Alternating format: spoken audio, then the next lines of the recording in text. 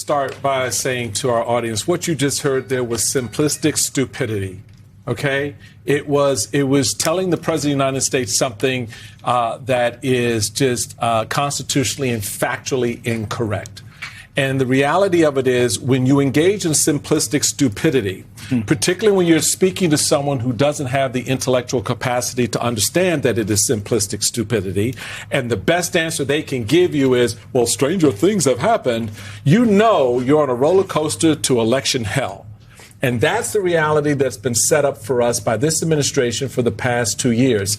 We started this conversation at the beginning of this term, warning people that the end game was to get to a point where Donald Trump could somehow engage in invoking the Insurrection Act, declaring a national emergency so that these 2026 elections could be taken by him and redesigned however he wants. We've seen him do the emergencies, right? And so this is something that I think is really interesting with Trump. It was interesting in the first term, and it's doubly interesting now because he uses it in a different way. He goes out and he says something like this to some random radio host, right? He plays with it, and then they think, oh, maybe that's a good idea. In the first terms, often they wouldn't do the thing. But now people have to be on guard that he's going to do the thing, Vaughn. At the end of the day, the president of the United States seems very interested in some kind of national emergency. No idea how he's going to be able to do that, what constitutional rule of power he's going to claim. Right. But we saw him do this when it came to throwing in National Guardsmen and women in states around the country, calling some kind of emergency. Stranger things have happened. The only thing stranger I can think of is a 2-month period in which he was trying to pressure his own vice president to not certify election results. The only stranger thing I can think about is January 6th and a Capitol attack and an appearance down on the Ellipse that helped galvanize folks to attack the Capitol. That's a stranger thing. And so for the president, he may not be wrong in that assessment here. But I think that is where you see in 2022, I go back to the importance of those midterm elections and the fact that election deniers were beat for governor and secretary of state and attorneys general races in Arizona, Nevada, Michigan, Wisconsin, Pennsylvania, and Georgia. In a defining midterm election that folks thought Republicans were going to win, not Democrats, but independents and Republicans came out and voted against those election deniers. If those folks had got in, they would be the ones in charge of certifying this November's election results. And the conversation we would be having right now would be a lot different because it wouldn't be about the pressure from Donald Trump and the use of federal agents, but it would be about using those state officials that are allies of his to circumvent the vote. And that's why, Sky, those state officials in some instances are already there because they've already in certain elections where they're elected and in certain cases when they're appointed, they are in place in some places. They're running, obviously, for governor in the 2 states we mentioned. How are organizations like yours focusing at this point on the end game? I noticed when we were coming in, you were sitting there shaking your head when you were listening to this simplistic stupidity with this talk show host feeding Donald Trump a bunch of crazy that Donald Trump will go out and try to act on.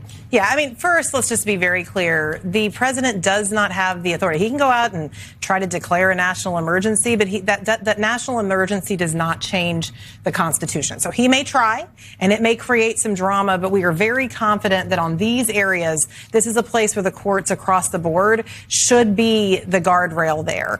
But the other piece is the people.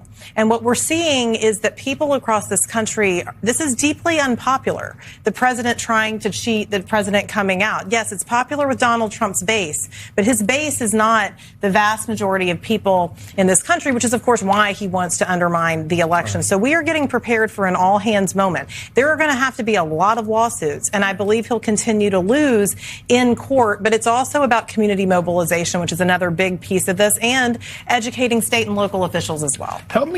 Help us all walk through this legally, because Donald Trump says on October 31st, which is just a few days before, that there's a national emergency and he has to send the National Guards or ICE or whomever. Right.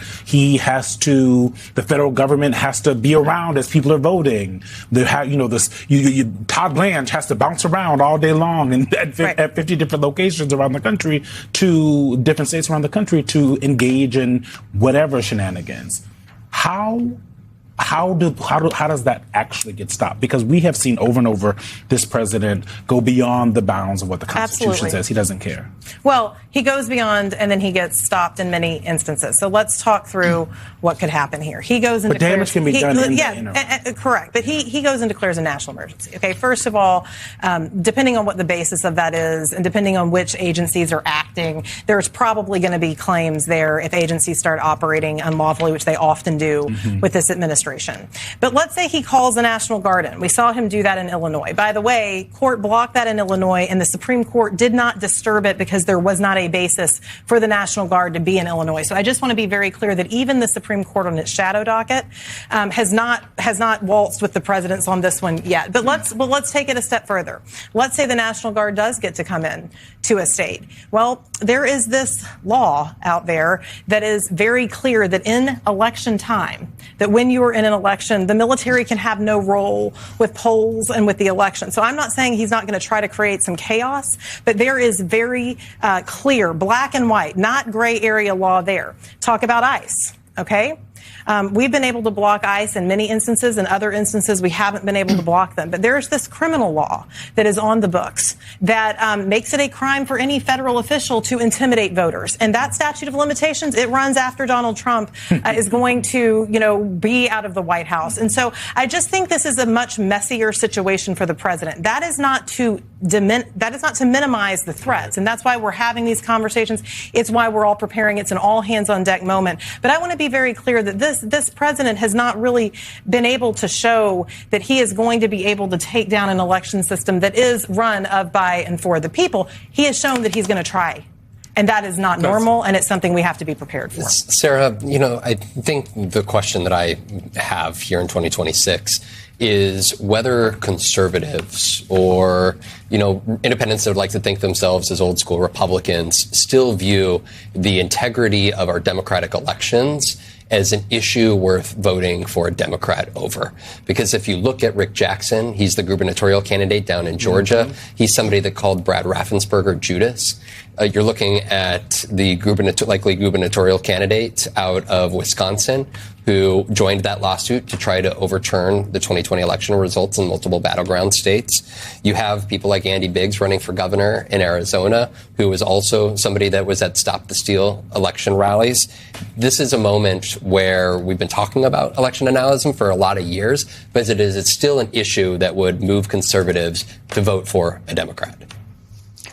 This is probably what's most depressing about January 6th to me is that I thought election denialism would be over after January 6th, that would be the end of it, that people would stop with the lies and conspiracy theories about the 2020 election. And 5 years later, here we are, where most of these Republican candidates on the ballot for governor, as you guys lined out, that is a credential in order to be a candidate in the Republican Party nowadays, for the most part, across the country. We see that it's a requirement that you have to be willing to go along with Trump's lies about the 2020 election. But let's be very clear. There's zero evidence of fraud. He's never been able to prove it. Our election system is not compromised in any way. So there is no need to declare a national emergency. The only national emergency I see in Trump's eyes is that he's deeply unpopular with the American people.